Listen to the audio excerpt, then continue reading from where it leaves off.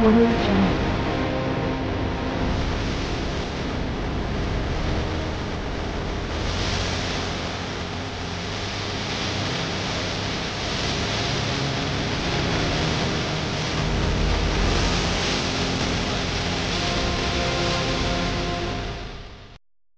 नमस्कार आणि नकंजन.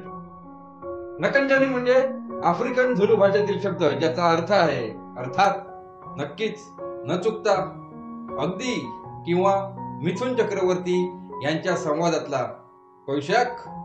आणि हाच निकंजनी शब्द यंदा दक्षिण आफ्रिकेतील कॉम्रेड मॅरेथॉनचं थीम स्लोगन सुद्धा आहे. सिंधुदुर्ग जिल्ह्यातील 2 धावकांनी सुद्धा स्वतःच्या धावण्यावर विश्वास दाखवत या स्पर्धेत पात्रता सिद्ध केली आहे. ते धावक आहेत सावंतवाडी येथील ओंकार पराडकर आणि कुडाळ येथील प्रसाद कोरगावकर.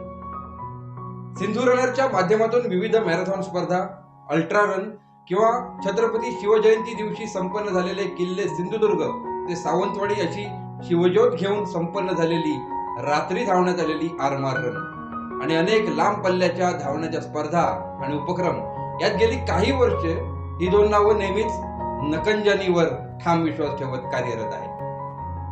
सिंधुदुर्ग जिल्ह्यातील सावंतवाडीचे ओंकार पराडकर आणि कुडाळ मधील प्रसाद कोरगावकर या 2 धावकांची दक्षिण आफ्रिकेतील कॉम्रेड्स मॅरेथॉनसाठी जाणाऱ्या भारतीय संघात निवड झाली आहे. अत्यंत खडतर मानली जाणारी कॉम्रेड मॅरेथॉन 9 जून 2024 या दिवशी दक्षिण आफ्रिका मधल्या डर्बन ते मॉरिट्सबर्ग या 2 शहरादरम्यान धावली जाईल. यात सुमारे 90 किलोमीटर अंतर तब्बल 12 तासांच्या आत पार करायचे असते.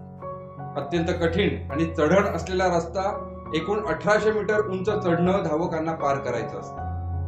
शरीराची आणि मनाची खडतर परीक्षा तपासणारी मॅरेथॉन अशी सुद्धा या मॅरेथॉनची जगभरात ओळख आहे.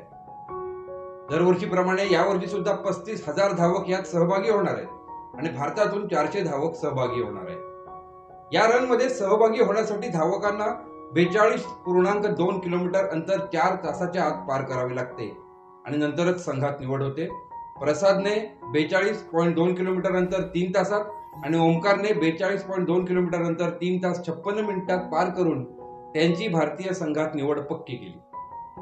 सिंधुदुर्ग जिल्ह्यातून या रनसाठी भारतीय संघात स्थान मिळवणारे हे पहिलेच धावक आहेत.